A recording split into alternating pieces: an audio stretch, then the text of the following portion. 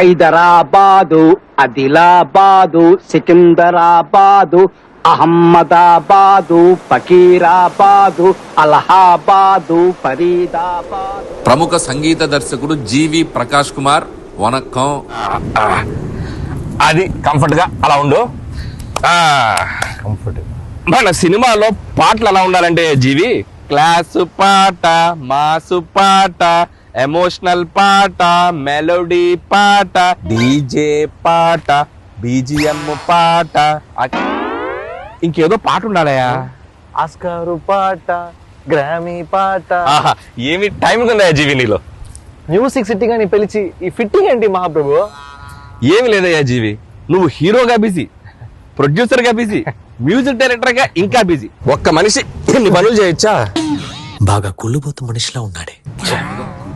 ఇంత బిజీగా ఉన్న నీతో మ్యూజిక్ చేయించాలంటే మా ప్రొడ్యూసర్ కాళ్ళు చేతులు కట్టేసి పని చేయించమన్నాడు. నేనే కాస్త వెరైటీగా ఉంటుందని పాతి పెట్టేసి చేస్తున్నాను. ఆహా, ఓహో, ఏమి తెలివి మహాప్రభు. అదేదో కాస్త చప్పట్లు కొడుతూ పోవడచ్చు కదయా. కొట్టానండి లోపల, మీకు కనపడట్లేదు. వెదర్ బాగుందయ్యా, పైగా బీచ్. నీకోసం హార్మోనియం కూడా రెడీగా ఉంది. ఒక మంచి ట్యూన్ వాయించవయ్యా జీవి.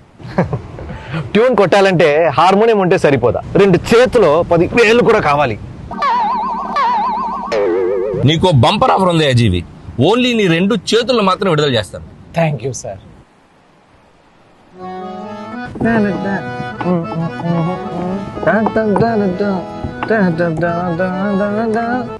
అనిల్ సార్, చెప్పమ్మా.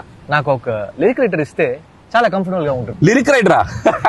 ఎప్పుడో రెడీ. అతన్ని పాతి పెట్టి 2 రోజులైంది. మాసు పాట, క్లాసు పాట, 2-4 పాట, 6-8 పాట, మెలోడీ పాట, ఫాస్ట్ పాట, అనిల్ గారు ఓకే చేసిన పాట.